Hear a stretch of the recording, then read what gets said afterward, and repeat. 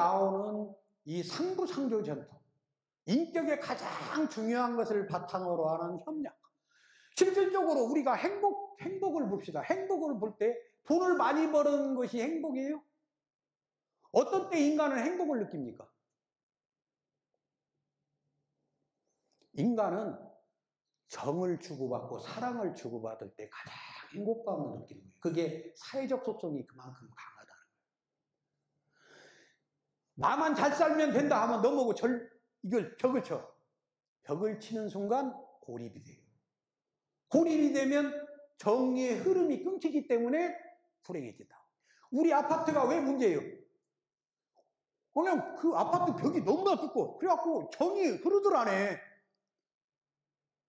고슴도치 둘에 사는 것 같아. 사람들이 고슴도치들. 아침에 쭉 나왔다가 쭉 들어가고, 딱 대문 문 잠궈놓으면 왕래가 없어. 인간의 가장 행복 직수는 식구들과 온화하게 사는 것, 아는 사람과 정을 주고받는 것. 이게 최고의 행복. 이게 사회심리학에 이미 다 나온 결론이에요. 근데 우리는 뭐냐? 나만 잘 되면 그게 행복이라고 생각하지만 절대 행복도 정이 흐르지 않은 행복은 있을 수 없다. 그래서 뭔 말이 있어요? 행복도 둘이 나누면 2배가 되고.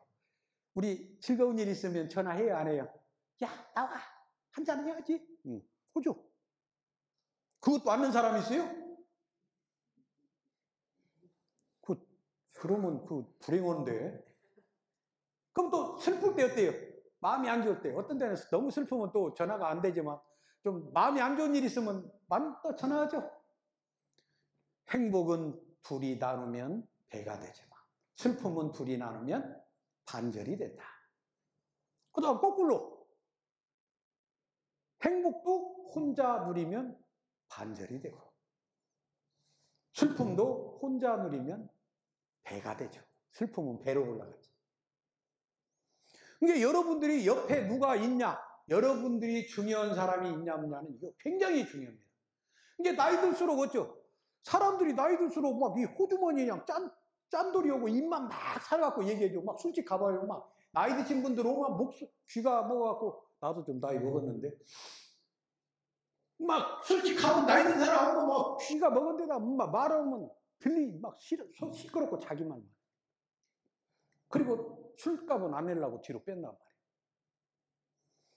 그러는 순간 친구가 있어져요, 멀어져요?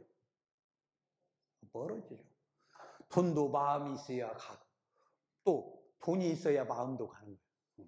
돈을 쓰는 건 남에 대한 배려죠.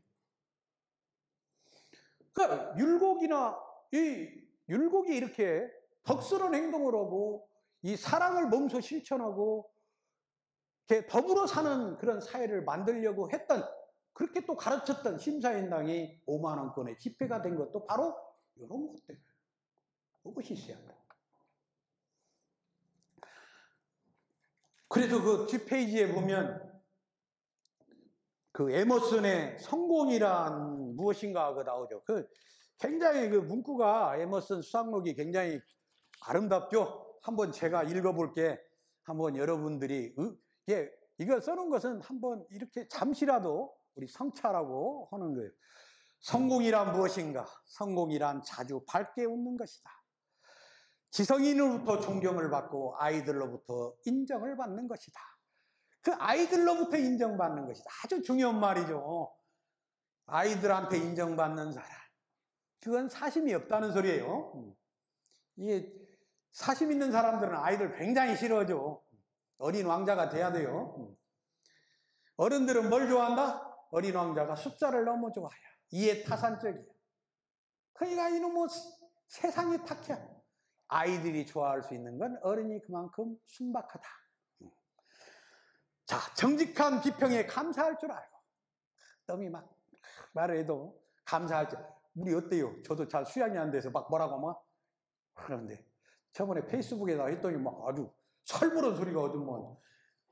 근데 이제 조금 내가 철이 좀 들었는가? 왜 이렇게 말을 그렇게 함부로 하십니까? 라고 그냥 정중히. 문장을 보면 문장을 그분이 잘못 파악하셨어. 그래갖고 막 뭐 아주 살모르게 막 댓글을 달아놨어요. 그거 뭐 사과를 하대. 사과를 하겠는데, 옛날에 지금도 이제 이렇게 사람 만나서 나를 비판하거나 하면 못 참죠.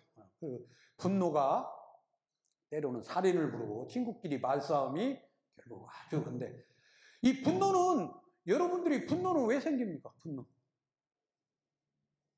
이 분노의 대가가 세네카인데, 이 분노는 두 가지. 분노는 첫째, 이럴 줄 몰랐다라고 생각하는 자기 생각, 자기중심적 생각에서 비롯돼요. 분노는 이럴 줄 몰랐다.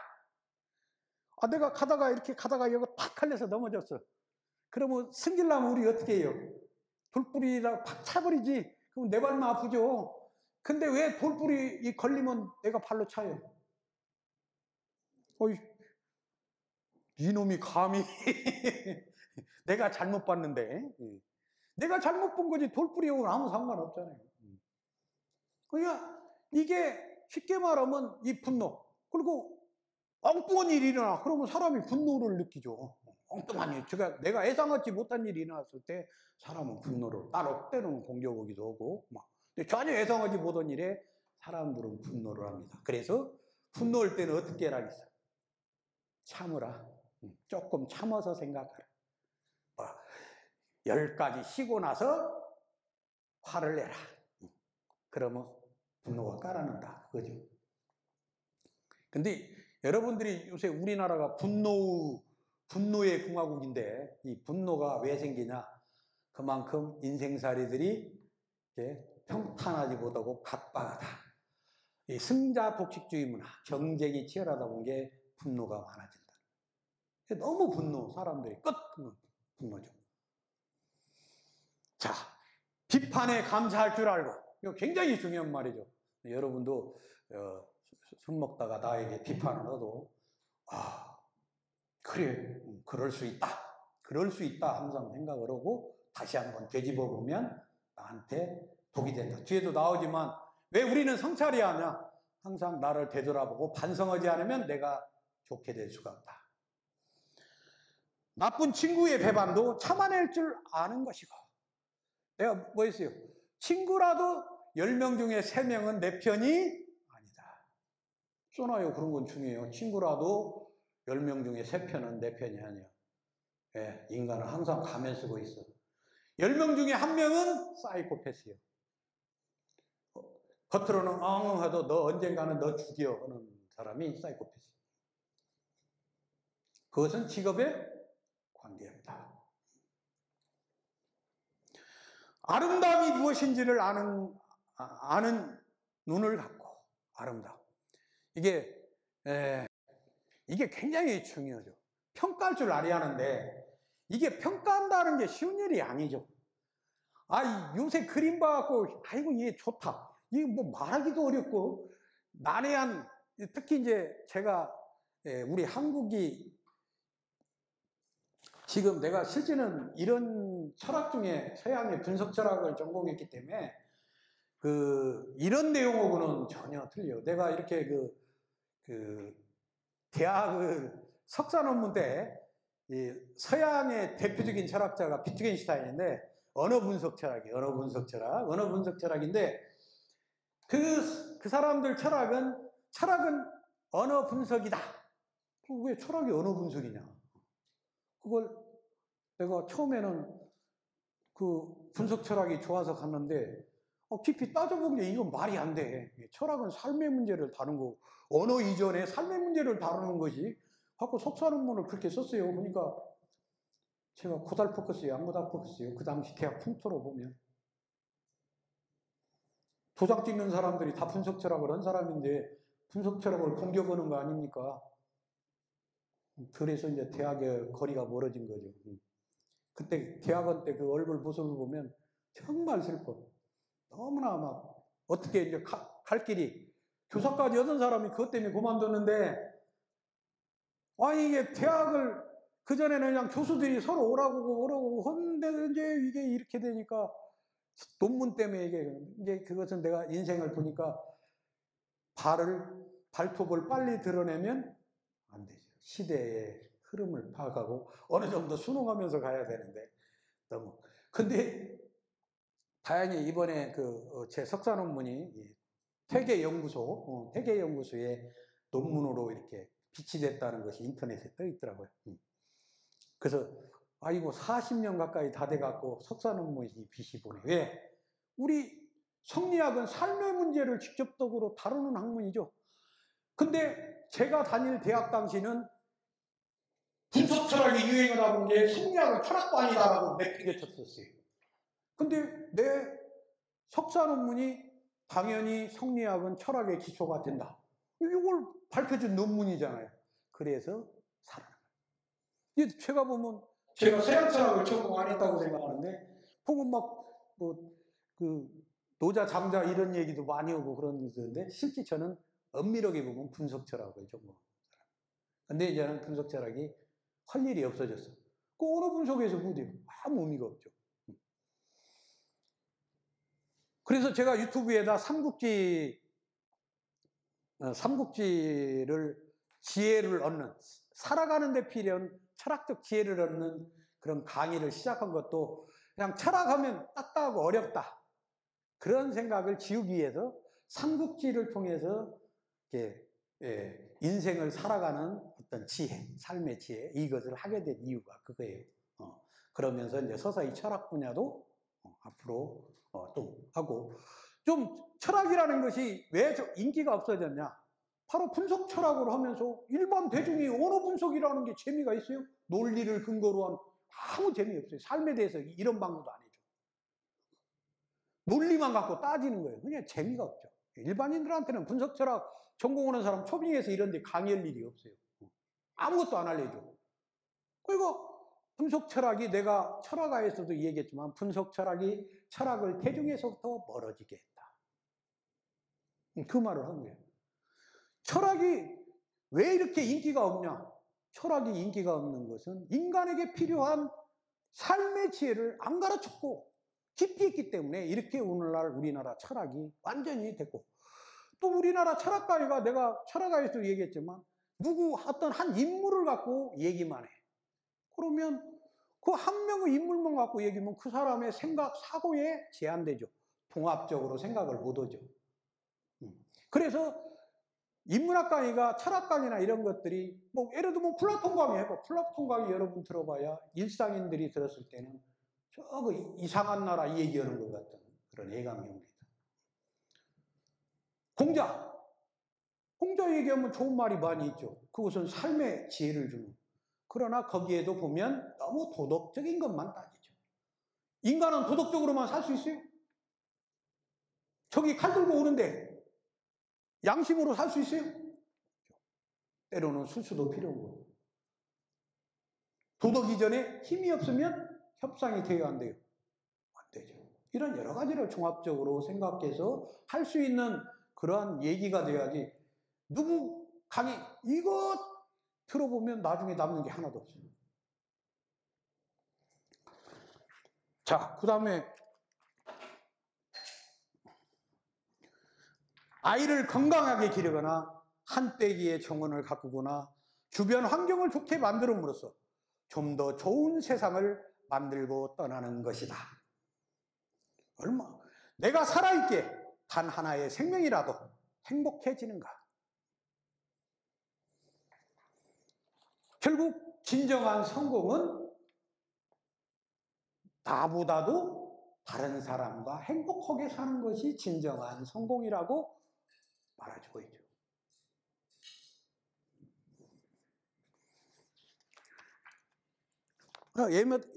에머슨 수상록이 결국 쉬운 책이 아니에요. 읽어보면 굉장히 딱딱한데. 자, 그 다음에 성공이 또 그 뒷페이지에 넘어가면 뭐가 나오냐?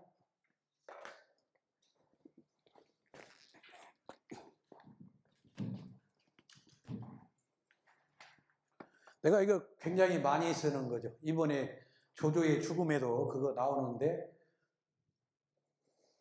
우리는 살아생전에 생일날 되면 막 케이크 돌리고 박수치고 난리를 칩니다. 근데 그 탈무드에 그 중간에 보면 진정한 축복은 태어날 때가 아니라 죽음이란 영원한 잠으로 들어갈 때 보내야 한다.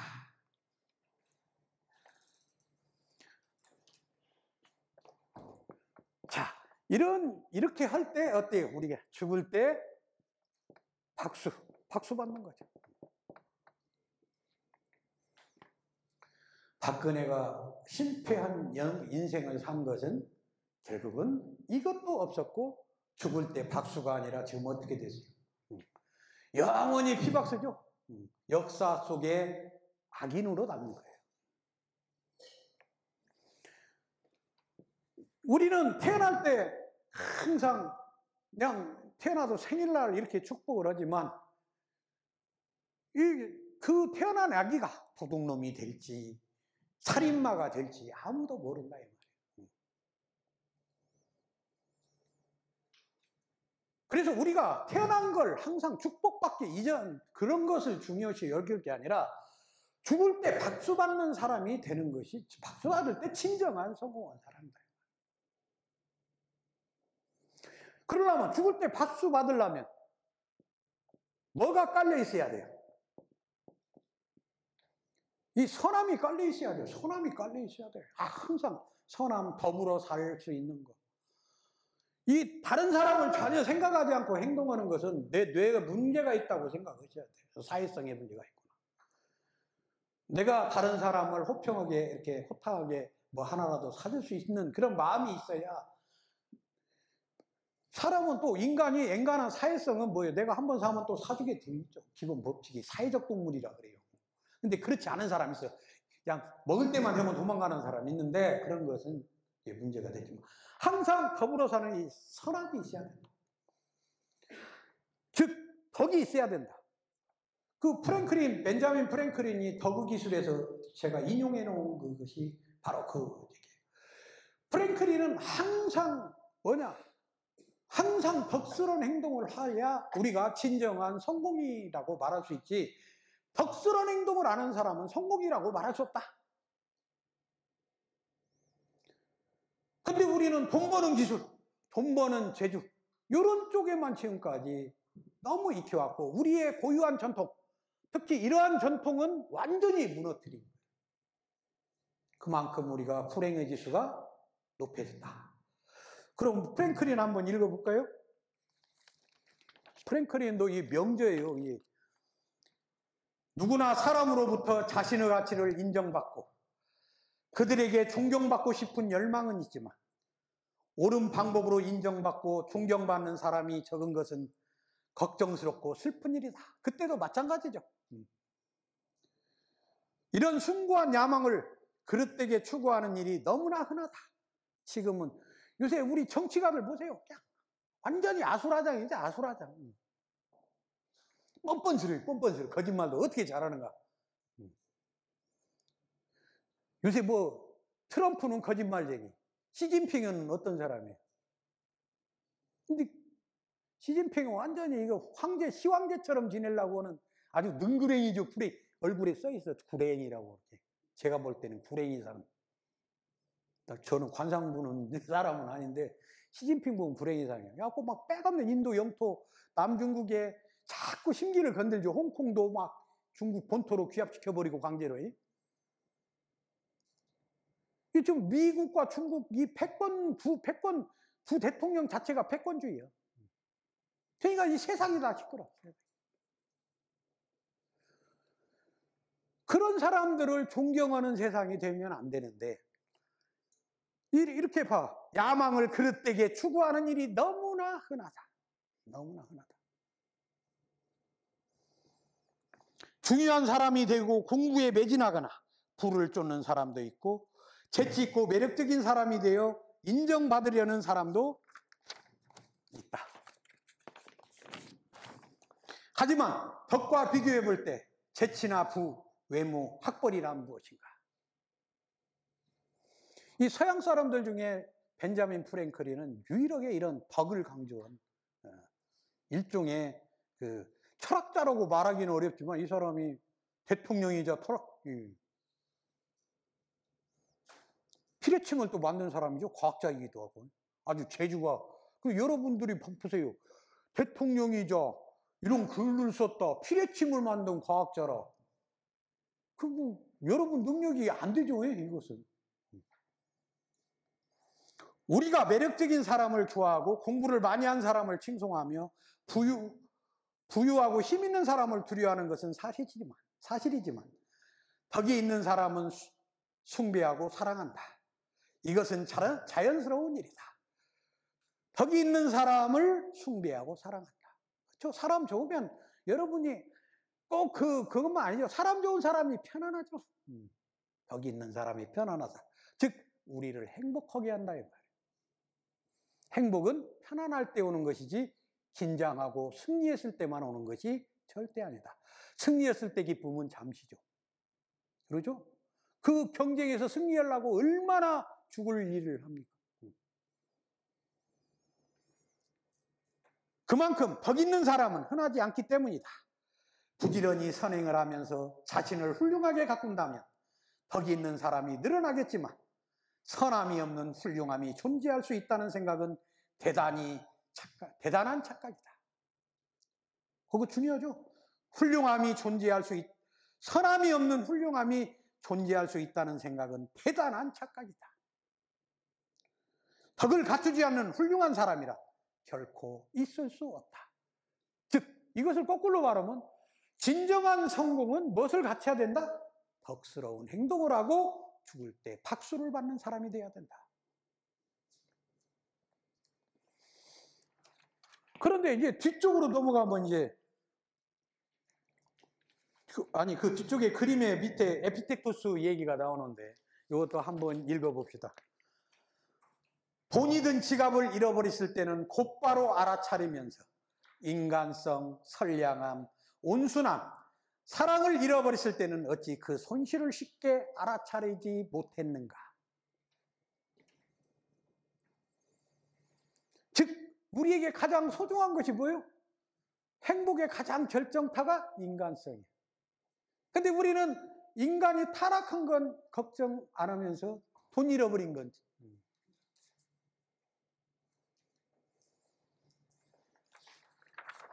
자, 그러면서 우리가 성공신화에 물들다 본 게 우리 일상에 이제 그 뒤에 바쁜 얘기가 나오죠. 바쁘게 산다. 내가 가끔 아는 사람들한테 전화하면 바빠. 좀 이따 전화할게. 이런 사람 여러분 주변에 흔히 많아요? 없어요? 뭐 바쁘다는 것을 자기 이 바쁘다는 말을 왜 써? 나 그만큼 바빠. 사회에서 중요한 인물이요. 거의 그런 스타일이에요. 너 전화하는 놈은 너 한량이구만 이런 식같이 느껴진다. 바쁘다는 것을 우리 사람들의 입에서 바쁘다는 소리가 일상화됐다 이 말. 일상화. 그것은 이 성공 신드롬에 해서 말하자면 이 바쁘게 사는 것을 자랑으로 여기는 사회가 됐어. 근데 이 바쁘게 사는 것이 과연 자기에게 득이 되는. 어떤 사람들은 아이고 잠자는 시간도 아까 죽겠어. 잠자는 시간만큼 행복한 시간이 어디 있어요? 나이 먹으면 어째요? 잠이 안 와서 걱정이죠. 잠이 안 와서. 저도 좀 자다 보면 한두 시, 두세 시에 푹딱 깬 게 이거 멍하니 있기도 그런 게 이제 글 쓸 때는 한 서너 시 되면 컴퓨터 켜고 이렇게 보기도 하고 이제 그럴 재주라도 있은 게 다행이지만 근데 서너 시 깨면 이거 참 미치죠. 나이 들면 이게 잠 못 자는 것 같이 큰 것이 없어요. 불행의 일본이지 잠 못 자는 거. 잠을 못 잔다는 건 그만큼 시간이 많다는 건데 늙어서는 또 할 일도 없잖아. 나이 먹으면 오라는 데도 없어. 오라는 데도 없으면 어떻게 돼요? 오라는 데도 없어. 아침에 갈 데도 없는데 새벽에 깨갖고 빈둥빈둥 집에서 놀다 보면 이건 불행의 지수가 완전히 더 높아지는 거죠. 근데 잠자는 시간도 아껴야 된다. 이렇게 말하는 사람들도 많아요. 그건 너무 성공에 미친 사람들이에요. 자, 그래서 이 성공하게 사는 것이 과연 행복하고 우리 인간에게 거기에 내가 예로 뒤에 보면 록펠러 얘기를 해놨어요. 록펠러가 그 당시 석유 왕이죠, 석유. 석유를 개발해서 지금도 이렇게 최고 그 동계산에 보면 미국 세계에서 최고의 갑부 중에 갑부가 이 록펠러. 지금도 록펠러 재단이 있죠. 그래갖고 계속 기부를 하는데, 록펠러가 50대 중반에 사형 선고를 받아. 당신 1년밖에 못 살아. 그니 자기가 세상에서 최고의 부자인데 당신 1년밖에 못 산다고 하니 이게 어떻게 되겠어요? 여러분들도 억울하겠어요? 안 억울했어요? 그냥 억울해도 보통 억울한 일이 아니죠. 수십 조를 갖다 한 지금 50 몇 조도 넘을 거예요. 그런 돈을 갖고 있는데 갑자기 너 당신 1년도 못 살아. 사형선고로 이제 록펠러가 후회를 하는 거예요. 내가 왜 이렇게 정신없이 넉넉고 살았냐. 그러다 건강이 이렇게 됐냐. 갖고 병원에서 후회하고 이러고 있는데 어떤 여자가 아기를 얻고 이렇게 아기를 데리고 왔는데 여자가 돈이 없어서 수술을 할 수가 없는 거예요. 그 소리를 이제 록펠러가 들은 거예요. 그래갖고 비서를 시켜서 그 여자를 수술비를 대주고 아이를 수술시켜주게 돼요. 그래서 결론은 어떻게 됐어요? 수술이 잘 돼서 그 아이가 건강한 아이로 태어날 했어요. 거기서 이제 록펠러가 사는 게 이런 거구나. 그걸 깨닫게 돼요. 무엇을 깨닫게 되는 거예요? 인간미를 이제 찾은 거지. 사업을 얻는 사람은 인간미가 있다 없다? 냉정하죠. 돈이 안 되면 트럼프 장사꾼 뭐 똑같은 거죠. 이 록펠러가 처음으로 선한 행동을 한 거예요. 돈 되는 일을 한 게 아니라 돈을 쓰는 일을 한 거예요. 돈을 쓰고 났더니 그 기쁨이 만배가 되는 거예요. 내 돈의 힘이 이렇게 좋은 일이 되고. 그래서 록펠러 재단을 만들어서 이제 기부를 하기 시작해요. 근데 그런 행위로 인해서 록펠러가 55살에 죽을 나이에 90살이 넘게 살아. 그것은 역설적으로 보여요. 우리의 행복지수를 높여지는 것과 우리가 경쟁에서 돈 벌려고 하면 그만큼 우리 몸을 갉아먹는다. 현대 그 사장하던 그때 젊은 친구가 50 몇 살에 유도를 해요. 삼성도 옛날에 보면 삼성의 그 사장들 보면 일찍 자살한 사람도 있고 일찍 죽는 사람. 뭐냐? 삼성이라는데 이런 데 보면 실적이 나쁘면 이거요 그냥 바로 실적하고 그냥 그것 아니라고 초죽음을 당해. 그러니까 그 사람들은 살아남기 위해서 그 처절한 싸움을 놓는 것이. 그러니까 그 사람들이 몸이 녹초가 돼. 근데 록펠러도 그렇게 살다가 죽기 일보 직전에 마음을 바꾸죠. 이렇게 바꾸니까 처음으로 자기가 살아생전에 인간미를 보고 즐거움을 얻은 것도 그 뒤부터 하면서 두 배 가까이를 사는 거예요. 그래서 우리가 성공하기 위해서 바쁘게만 살라고 말고 우리 스스로 어떻게 해야 한다? 찾고 바쁜 것보다 바쁜 쪽도 어느 쪽으로 바꾸려고 노력해야 된다? 사람과 사람에게 정주는 일도 바삐 살아야 된다. 때로는 사랑을 실천하고 이런 것이 내 생활이 될 때 내가 더 건강하고 성공한 사람으로 자랄 수 있는 거지. 나만 잘 살면 된다. 이건 사회가 건강하지 못하죠. 우리가 심사인당이 48에 죽었어요. 심사인당이 48에 죽었는데 율곡이 막 슬퍼서 막 중이 되려고도 했었죠. 너무 슬퍼서 인생이 어디로 와서 어디로 가냐. 16살짜리가 참 대단해요. 근데 여러분들 한번 생각해봐. 48이면 굉장히 젊은 나이에 죽은 것 같지만 조선시대 때 평균 나이가 몇 살이에요? 여러분들은 거의 다 여벌로 사는 거예요. 35.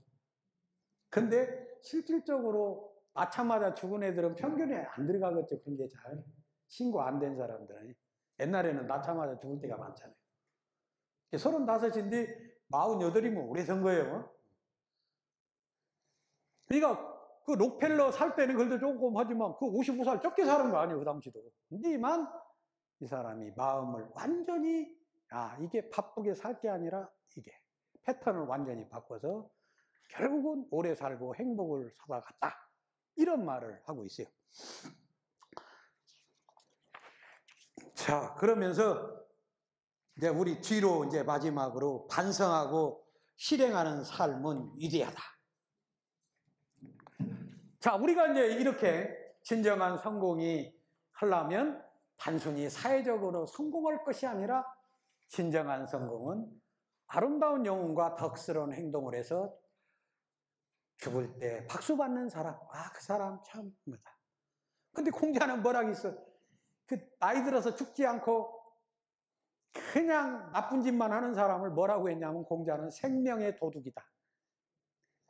나쁜 말로 말하면 태어나지 말았어야 될 인간이다. 이런 소리 듣죠. 우리 주변에 그러죠. 내가 전두환 때 이게 대학원을 다녔는데 전두환이 산에 들어가서 막 요거면 거기 산에 들어가서 공부할 때 산에다 대고 뭐예요? 전두환 욕을 실컷 하죠. 그것이 뭐냐? 태어나지 말아야 될 인간이다. 그것을 공자는 생명의 도둑이라는 말로 써요. 생명의 도둑. 우리가 생명의 도둑을 되지 않고 아름다운 행동을 해서 진정한 승리자가 되려면 뭐냐? 반성을 해야 된다. 반성. 공자가 우리는 그 탈무드에 탈무드를 한번 봅시다. 반성할 줄 아는 사람이 서 있는 땅은 위대한 랍비가 서 있는 땅보다 더 성스럽사. 왜 랍비가 서 있는 땅보다 반성할 줄 아는 곳이 더 성스럽습니까? 그만큼 반성을 할지 안다. 여러분들 역사 공부 다 배웠죠? 역사 공부 배웠는데 써먹을 수 있어요? 역사에서 여러 실패들을 하게 돼. 근데 똑같은 실패를 또 일상에서 항상 일어나죠. 옛날이나 지금이나 똑같다. 니체가 세상은 돌고 돈다. 한탄스럽게 얘기하죠. 즉 야국강식의 굴레가 벗어나지 못한다. 니체 철학은 이 진화론적 사고의 야국강식 논리를 주장하는 사람이에요. 이게 사랑을 하는 신의 논리는 이건 통하지 않죠. 니체는 잘 이해를 잘 하셔야 돼요.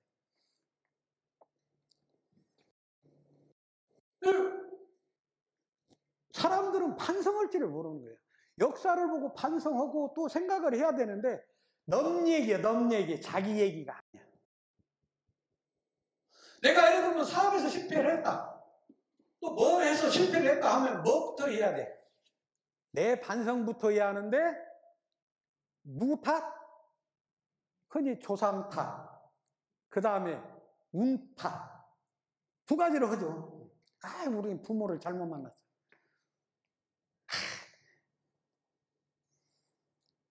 우리가 두 가지를 해요. 그러다 보니 반성을 안 해.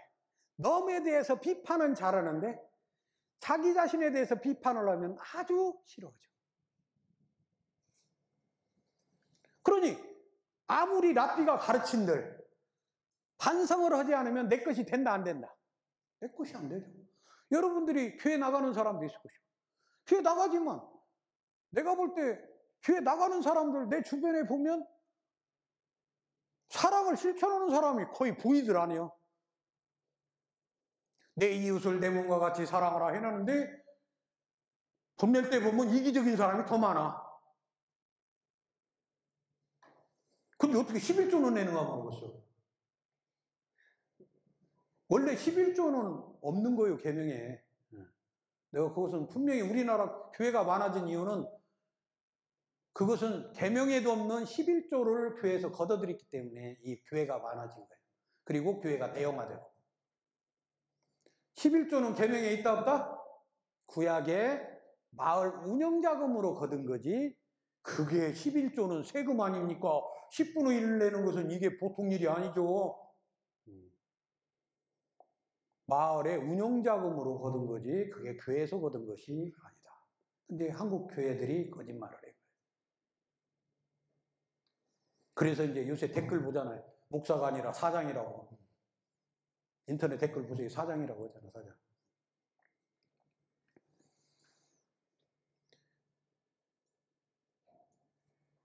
자, 이 랍비가 아무리 가르치면 뭐더냐? 우리가 역사 교육을 아무리 배우면 뭐더냐? 철학 교육을 아무리 여러분들하고 하면 뭐더냐? 반성하지 않으면 결국은 내가 진정이 죽을 때 박수 받는 사람이 될 수 없다는 거죠.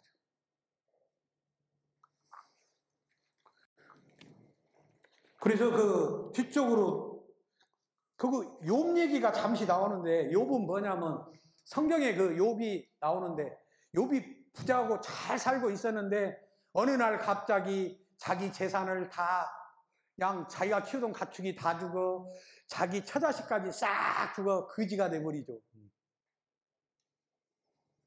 황량한 벌판에 혼자가 돼버린 거예요. 쉽게 말하면. 그러니 욥이 하나님을 열심히 믿던 사람인데 하나님을 원망하겠어요, 안 하겠어요? 여러분 같으면 원망하겠어, 안 하겠어? 요새 저 교회 나가서 저 코로나 걸린 사람도 하나님 원망하겠죠? 왜 재수없게 내가 걸리냐고. 욥도 원망을 했지. 주여 나를 버리고 어디로 가시나이까.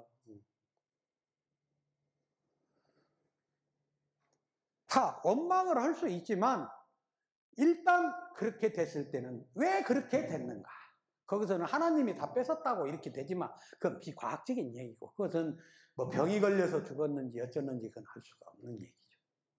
그래서 이제 그 얘기를 나누면서 결국 하나님 탓을 했다, 넌 탓을 했다는 건데, 하여튼 너무 탓을 하지 말고 자기 잘못을 투기해야 된다. 그래야 반성을 하고, 반성을 해야 내가 존경받는 사람이 된다 이거죠. 그래서 뒷장으로 한번 넘어가 보세요. 그거 보면 그 책임감 얘기 중간에 나오죠. 자신을 반성하는 사람은 접촉하는 일마다 모두 약이 되고, 남을 원망하는 사람은 생각하는 것마다 모두 창과 칼이 된다. 남을 원망하면 어떻게 된다고요? 소크라테스가 또 뭐라고 했냐?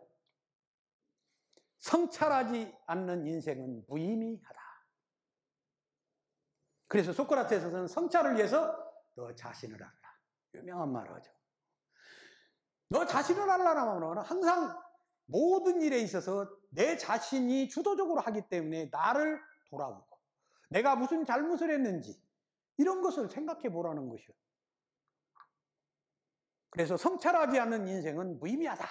이렇게 말을.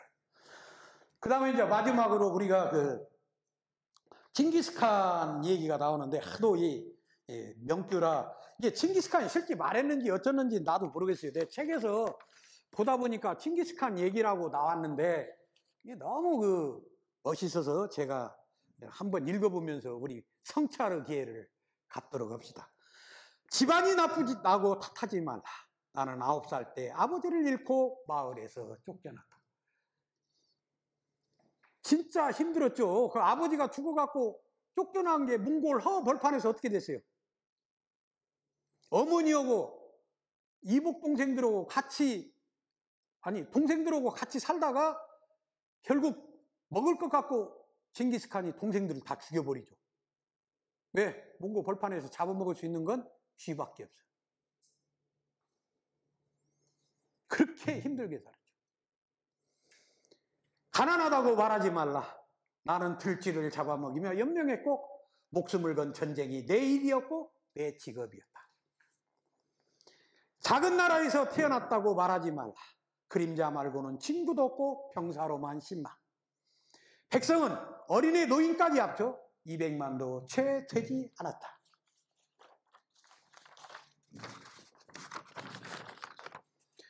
배운 것이 없다고, 힘이 없다고 말하지 말라. 나는 내 이름을 쓸 줄 몰랐으나 나무 말에 기울이며 현명함을 얻었다. 이게 굉장히 중요한 말이죠. 징기스칸이 우리가 흔히 배운 것도 정주영 회장도 초등학교 정도밖에 안 나왔다고 그러죠.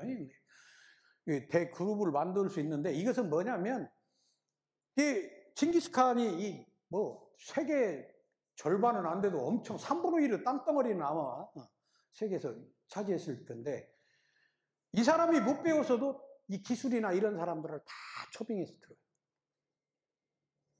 왜 듣는 마인드가 중요한가를 여기서 알려주는 거죠.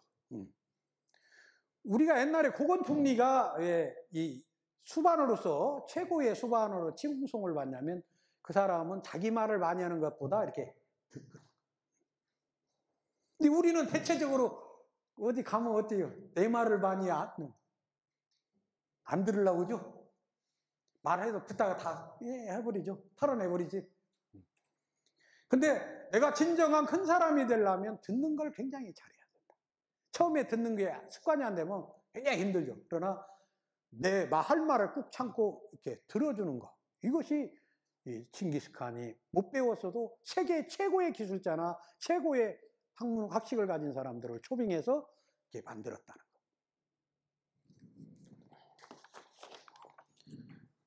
그 다음에 너무 막막하다고, 그래서 포기하겠다고 말하지 말라.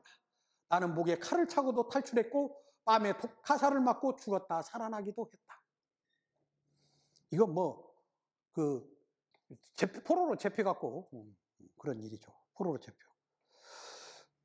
적은 밖에 있는 것이 아니라 내 안에 있다. 이 말이 가장 결론이죠. 적은 밖에 있는 게 아니라 내 안에 있다. 그러니 무엇을 해야 된다? 반성을 해야 된다. 반성, 성찰을 하지 않으면 결국 칭기스칸이 될 수 없다는 얘기죠. 나는 내게 거추장스러운 것은 깡그리 풀어버렸다. 나는 나를 극복하는 그 순간 나는 칭기스칸이 되었다. 칭기스칸이 위대한 것 중에 하나가 바로 또 무엇이 있습니까? 칭기스칸의 궁궐이 있어요, 없어요? 칭기스칸의 묘지가 있어요, 없어요? 그냥 움막을 짓고 같이 병사들과 살았죠. 동고동락을 했죠. 최고의 리더는 동고동락을 한다는 거예요. 그리고 그만큼 부하, 밑에 사람들을 아껴주고, 칭기스칸은 만약에 병사가 죽었다 그러면 그 가족들을 다 먹여 살려버려요. 그러니까 어떻게 돼? 죽기 아니면 살기로 싸우니까 무적이 되죠. 그리고 기마부대의 그 무시무시한 기마부대가 쪼락말이기는 하지만 하여튼 기동성이 뛰어난. 자, 성공도 마찬가지입니다. 성공 얘기로 이제 이 얘기 하면서 마무리죠. 우리가 1차 성공이다 하면 한 1, 2년 해갖고 돈 좀 벌어 막 목에 힘이 들어가죠. 그러면 무엇을 지어요? 운막 생활하다가 궁궐 짓기 시작하죠. 그게 망하기 일부, 망하는 지름길이죠. 징기스칸이 몽골의 그 거대한 왕국을 전설한 것은 작은 성공에 만족하지 않고 끝까지 자기 목숨을 건 병사들과 같이 하면서 살았다는 거예요. 그만큼 자기를 믿고 따르는 사람들을 사랑으로 살펴줬다는 거예요. 이런 것들이 징기스칸의 왕국을 건설하는데 큰 밑거름이 되었다는 것입니다. 자, 이제 강의를 종강했습니다. 자, 진정한 성공이란 이제 뭐예요? 나만 잘 살면 되는 게 아니라 더불어 살도록 노력하고 그러기 위해서 항상 반성하고 사는 삶이 되도록 하는 것입니다. 자, 수고했습니다. 감사합니다.